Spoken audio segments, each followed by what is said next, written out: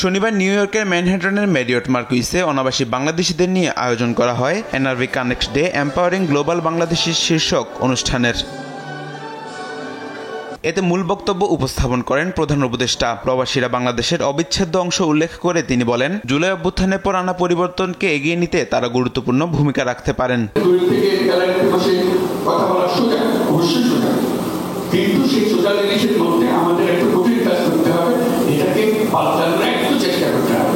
সবাই মিলে একটু চেষ্টা করে দেখলো যেটা করে ফেলতে হবে। এ সময় শুধু রাষ্ট্রীয় অর্থনীতি বা ভৌগোলিক সীমারেখায় সীমাবদ্ধ না থেকে আঞ্চলিক অর্থনীতির উপর গুরুত্ব আরোপ করেন তিনি। বাংলাদেশ শুধু আমাদের যে জিওগ্রাফিক্যাল এরিয়া আছে, বাংলাদেশের মেন বাংলাদেশের যে উপর আমরা সবসময় বাংলাদেশ বলতে এটাকে বুঝাই, সেটা থেকে একটু বড় আকারে বোঝার চেষ্টা করি। অর্থনীতির ক্ষেত্রে আমাদের মাত্রাটা ভিন্ন মাত্রায় করা আবেদন জানাচ্ছি, যাতে ভবিষ্যতে সেই মাত্রাটা সফলভাবে আমরা পূরণ করতে পারি। শুধু রাষ্ট্রীয় অর্থনীতির দেশ যেটা আছে, ভৌগোলিক সীমারেখা যেটা আছে, ওটার মধ্যে সীমাবদ্ধ না রেখে আমরা আঞ্চলিক অর্থনীতির উপরে জোর দেব।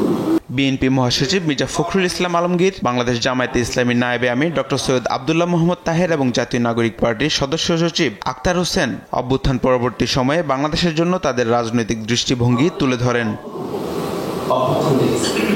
অনুষ্ঠানের শুরুতে বাংলাদেশ বিনিয়োগ উন্নয়ন কর্তৃপক্ষের নির্বাহী চেয়ারম্যান চৌধুরী আশিক মাহমুদ বিগত 15 মাসে অর্থনৈতিক অগ্রগতি এবং রেমিটেন্সে 21% প্রবৃদ্ধির চিত্র তুলে ধরেন। এ সময় তিনি বিনিয়োগ বান্ধব পরিবেশ তৈরিতে সরকারের উদ্যোগের কথা উল্লেখ করেন এবং আগামী নির্বাচনে প্রবাসীদের ভোটদানের পদ্ধতি ব্যাখ্যা করেন। একই অনুষ্ঠানে আয়োজিত দুটি প্যানেল আলোচনায় প্রবাসী কল্যাণ উপদেষ্টা ডক্টর আসিফ নজরুল, প্রধান উপদেষ্টার বিশেষ দূত লুৎফে সিদ্দিকী, জাতীয় নিরাপত্তা উপদেষ্টা খলিলুর রহমান সহ অন্যান্যরা উপস্থিত ছিলেন। অনুষ্ঠানে প্রবাসীদের জন্য শুভেচ্ছা মোবাইল অ্যাপও উদ্বোধন করেন প্রধান উপদেষ্টা।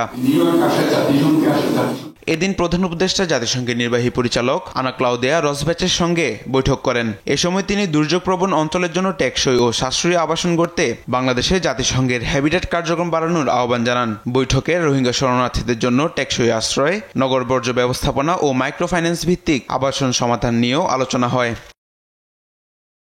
মাহবুব তামিম, নিউজ ডেস্ক, দেশ টিভি।